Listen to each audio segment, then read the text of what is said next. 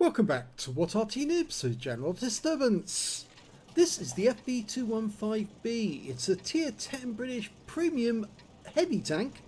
It's located on the north spawn of Redshire, and this one is under the command of Citron01. And he's got 2 marks of excellence on the barrel of this beast, which was taken out of the tech trees and was replaced by the Super Conqueror, but is now available in the bond store. Yes, you can actually go and get one of these if you've got 12,000 bonds to spare, and it's actually quite a good tank. In many respects it's very good, but many people didn't know how to play it back when it came when it was in the tech tree.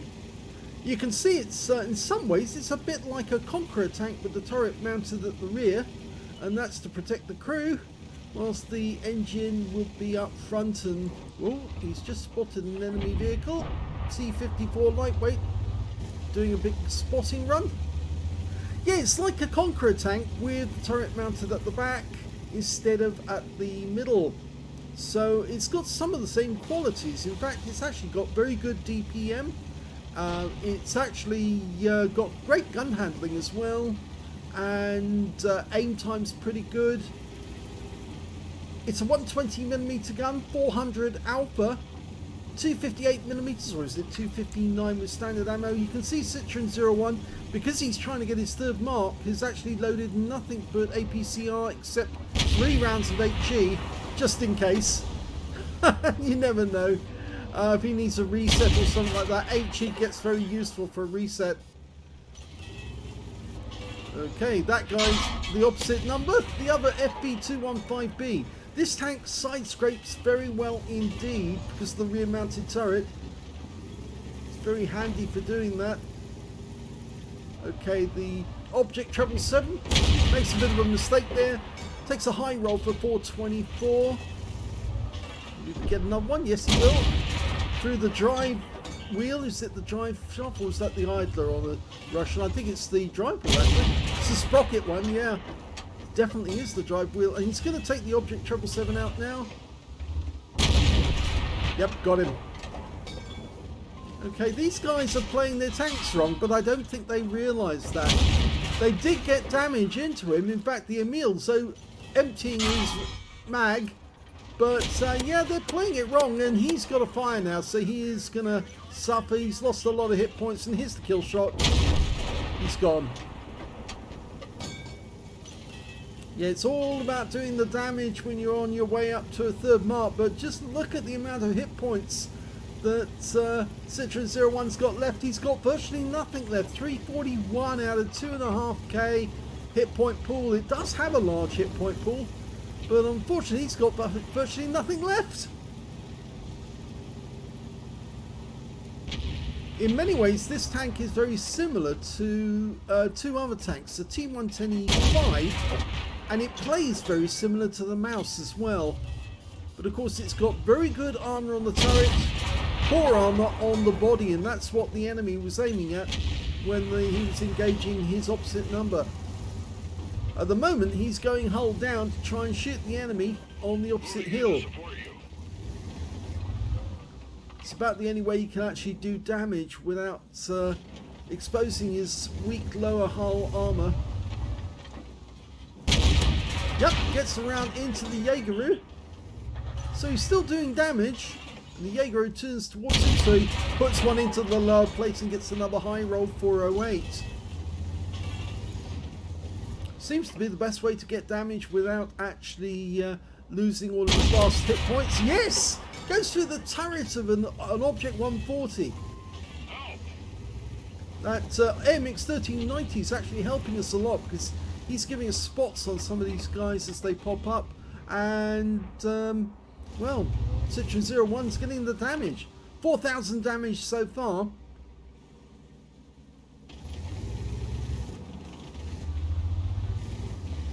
One of the other problems with this tank, of course, is that it doesn't carry an awful lot of ammo, so you have to be very careful about when you fire to be almost certainly going to get a hit. And you notice he didn't fire there because obviously he wasn't certain he'd get the top of the turret on that Object 140. You only get 35 rounds, so you have to make the best of what you've got. And he's now down to just 21 rounds. Blown 14 already. That Object 140 is a 2-shot, I think. Pretty sure. Moving to cover your flank. Now it is vulnerable if you can get a shot into the lower glacis of this tank. In fact, I think that's what his opposite numbers were aiming at. Yeah, you can see all the holes in his lower plate. They knew exactly where to put the shell, but they were side on to him, which obviously made it much easier for him to get pens on virtually every shot. He was trying to protect his lower plate, but the enemy did pen it nonetheless. In fact, it was the Emil who got most of the shots that did the damage. But he's taking a bit of a risk going up here. That Emil is still around, or there is an Emil still around, rather, not that Emil.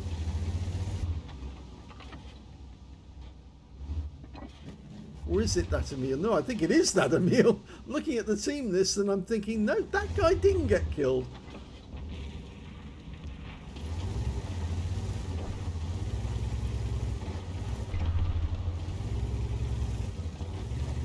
He definitely needs more damage, because otherwise he's not going to get the third mark. So he's taking a bit of a risk. And he's got the Super Conk for company. Let's hope that he can shield him on some of the shots.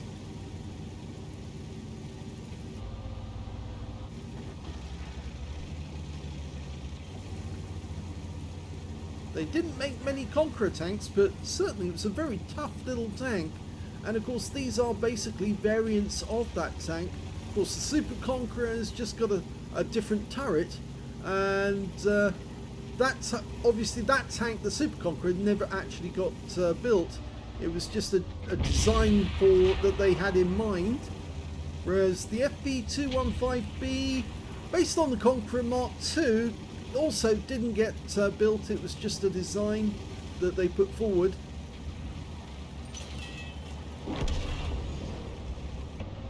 Okay, he's managed to make it over without getting hit by that Emil. And, oh, brilliant shot there. Got around into the Borsig, and it was a high roll. 535. In fact, that may have been an HE round that he pumped in there. The HE rounds are capable of doing 515, and they've got penetration of 120 millimeters. And of course, the Borsig is very weak. Oh no, that's not good. The Emil 1 just took out our Barask. So he's still around. Enemy Arty's been spotted.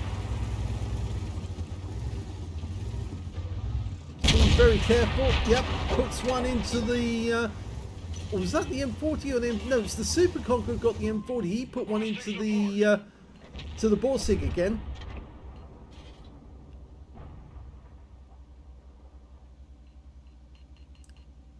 Okay, he was just having a look behind him at the AMX 1390.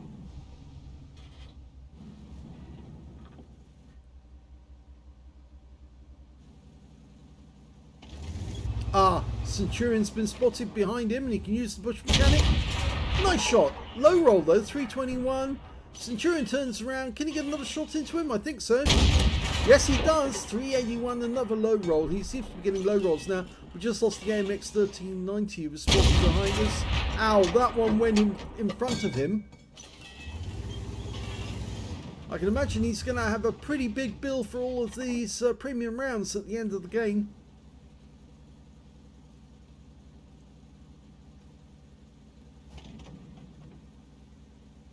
Okay, they dealt with the enemy tanks that were in the castle.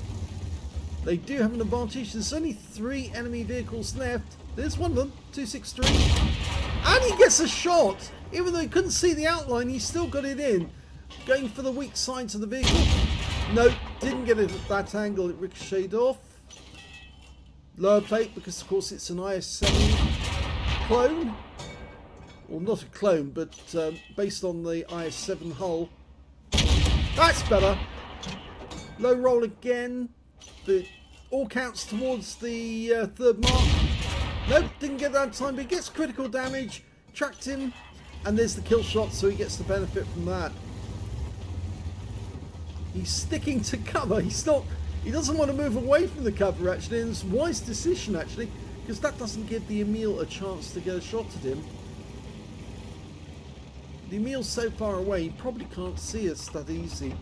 And I think what he's going to do now is going to let the ELC Ever-90 find out where that Emil is and shoot him from distance. Only 10 rounds left. Only 2 enemies to kill. Citron01, who's badly damaged, and the Emil, who's also taken quite a few hits. They're saying he's up to the north. He may have gone past the Zeppelin. Well, he's decided to abandon his cover, and I think it may be the right decision, because there's a possibility that the enemy tanks are actually making their way up north by now. Getting close to our cap. He's a bit exposed here up in the open though. Trouble is, he doesn't want to go too low down near the river. Oh, there's the Emil. Because if he goes down too low, then he's got to climb back up the slope again. And there's the Citron. Yep, gets one in, low roll, but it's good. He's now up to 7k. And the Centurion couldn't get the gun depression there. And we're getting help from the Arty, which is a GW Tiger P. Got to watch out for that Emil. Oh, the Emil's gone. I missed that. And there goes the Centurion 7-1. And that's game over. His turret's up because his gun's up because he thinks he's done it. Well, here's the end of battle stats, and he was absolutely right. He had done enough. He got his 3rd mark of excellence in that game, as well as an ace tanker for doing so much damage. He also picked up a bruiser medal for getting at least 5 critical hits. In fact, he got 13. A fire for effect for doing more damage than the hit points to his own vehicle. Got a Confederate for hitting more of the enemy than anyone else on his team. And he got the high caliber for dealing the most damage in that game overall.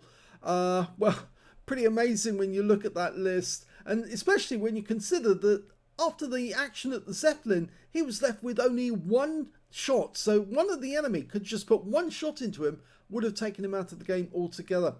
If you look at team score, we can see he got the highest damage in the game with 7,352 hit points. The next highest scorer was the Emil 1, who did so much damage to him. He got 4,029. The 3rd highest damage after that was the Object 140, 3,166 hit points.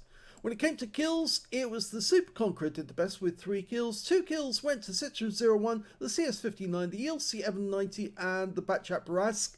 And only 1 member of the enemy team managed to get 2 kills, and that was the Emil 1.